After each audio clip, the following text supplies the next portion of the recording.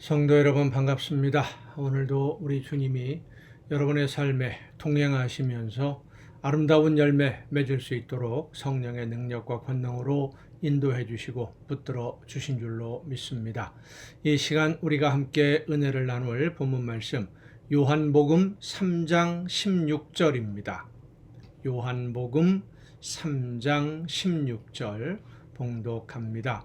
하나님이 세상을 이처럼 사랑하사 독생자를 주셨으니 이는 그를 믿는 자마다 멸망하지 않고 영생을 얻게 하려 하심이라. 아멘. 이 요한복음 3장 16절은 우리가 믿는 믿음의 모든 것을 한 줄로 요약한 핵심 구절이다라고 말할 수 있습니다. 기독교의 핵심을, 우리가 믿는 신앙의 핵심을 한 구절로, 한 문장으로 요약하라 하면 아마도 이 요한복음 3장 16절을 선택하게 될 것 같습니다. 그런데 이 구절에서 우리 믿는 성도들이 반드시 잊지 말고 기억해야 될 것이, 하나님은 세상 모든 사람들을 다 똑같이 사랑하신다. 세상 모든 사람들을 사랑하신다라고 하는 것입니다. 요한복음 3장 16절이 말씀해 보면 하나님이 세상을 이처럼 사랑하신다라고 했는데, 첫 번째로 우리가 생각해 봐야 될 것이 세상을 사랑하신다라고 하는 것이고, 두 번째로 생각해야 될 것이 이처럼이라고 이렇게 하는 건데, 이처럼이라는 말은 이렇게, 이런 식으로, 이만큼 이렇게 해석될 수 있는 그런 단어입니다. 이 두 번째 의미는 내일 우리가 이 가정 예배 시간에 함께 묵상하려고 합니다. 오늘은 먼저 우리가 생각해 봐야 될 세상을 사랑하신다라고 하는 말씀. 하나님은 의로운 성도, 하나님의 말씀을 듣고 믿고 순종하는 성도만 사랑하는 것이 아니라 하나님이 지으신 세상 모든 사람들을 똑같은 사랑으로 사랑하신다라는 사실입니다. 이렇게 생각해 보십시다. 한 가정에 두 자녀가 있는데, 한 자녀는 성실하고 부모님의 말씀도 잘 듣고 모든 일에 능력도 있고, 그래서 사회적으로도 성공해서 인정을 받고 존경을 한 몸에 받는 그런 자녀가 있고, 또 한 자녀는 부모가 하는 말을 잘 안 들어요. 고집이 강해서 자기가 하고 싶은 대로만 하다가 결국은 경제적으로도 많은 어려움을 겪고 있고, 사회적으로도 이웃들에게도 그리 존중을 받지 못하고 인정받지 못하는 그런 힘든 생활을 하고 있다고 한다면, 이 두 자녀를 바라보는 부모의 마음은 어떨까요? 한 자녀, 성공한 자녀는 자랑스러운 자녀이고요. 다른 한 자녀, 힘들고 어렵게 살면서 부모님의 말도 잘 안 듣는 속 썩이는 그 자녀는 마음이 쓰이는 자녀, 이렇게 구분해서 설명할 수 있지 않겠습니까?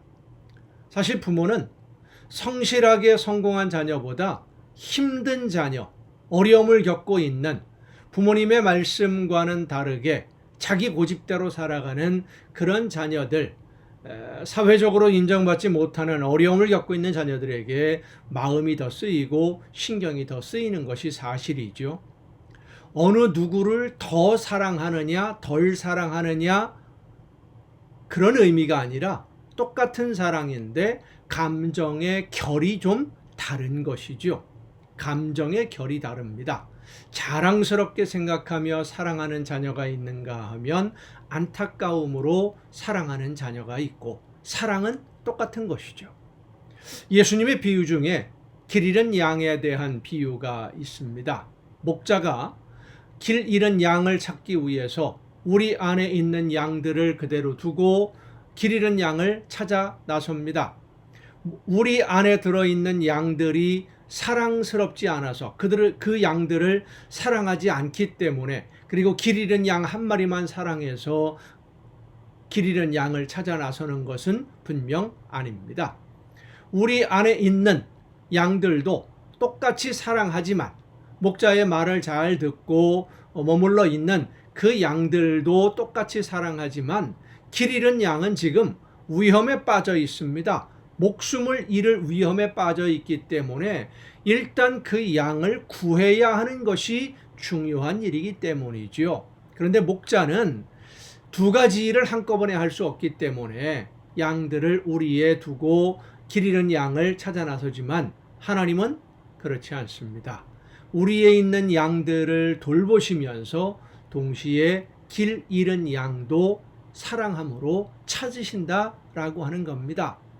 가르치는 것도 우리 안에 있을 때 할 수 있는 일이고, 훈계하고 책망하는 것도 우리 안에 있을 때, 목자의 그 눈 안에, 시선 안에 있을 때 할 수 있는 일이지, 어디에선가 길을 잃고 죽음의 위협에 몰려 있는 그런 양은 일단 구하고 봐야 되는 것 아니겠습니까?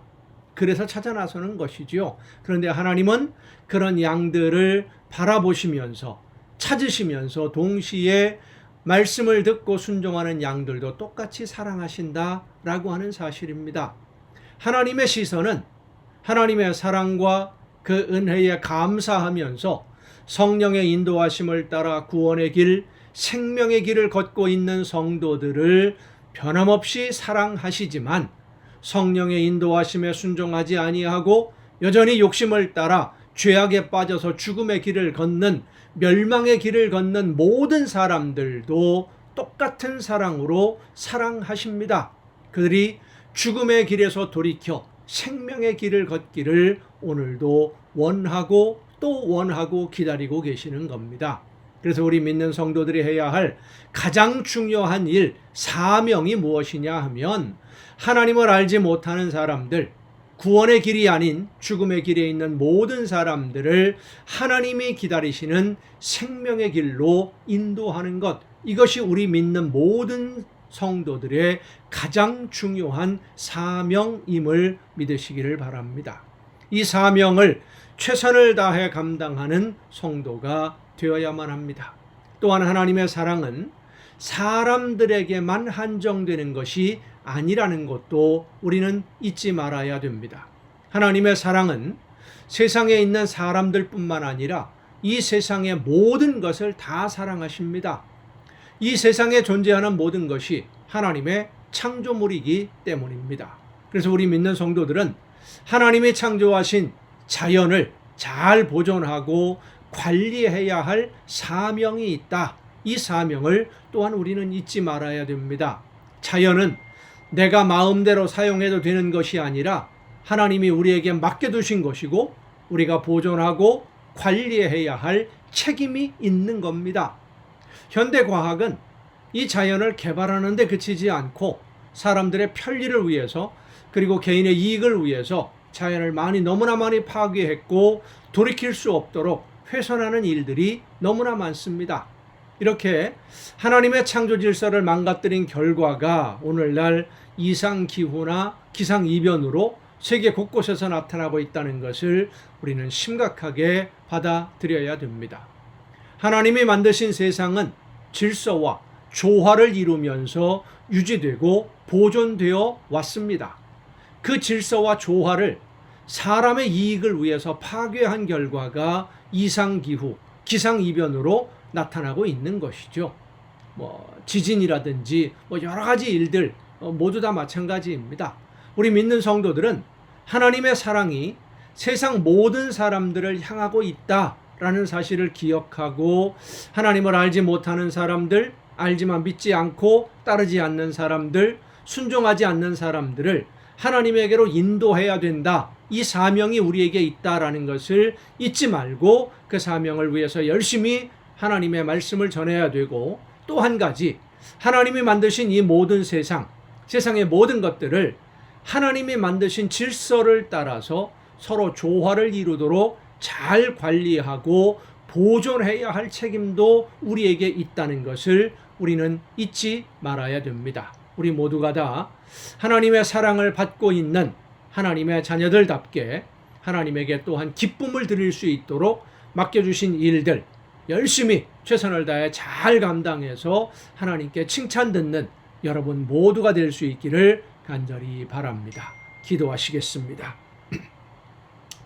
오늘도 크신 사랑과 은혜로 연약한 저희들의 삶을 은혜 가운데 돌보시며 인도해 주시는 아버지 하나님, 변함없는 사랑으로 저희들을 사랑하셔서 오늘도 저희들을 품 안에 품어주시고 하나님이 기뻐하시는 생명의 길로 인도해 주심을 감사드립니다.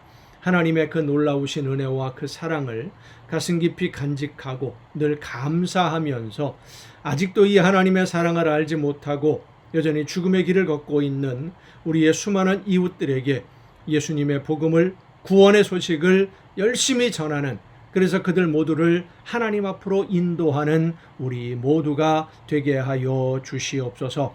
또한 더 나아가 하나님이 창조하신 이 세상 모든 것들을, 이 자연들을 하나님이 만드신 그대로 잘 보존하고 유지하고 잘 관리해서 하나님에게 큰 기쁨을 드리는 우리 모두가 되게 하여 주시옵소서.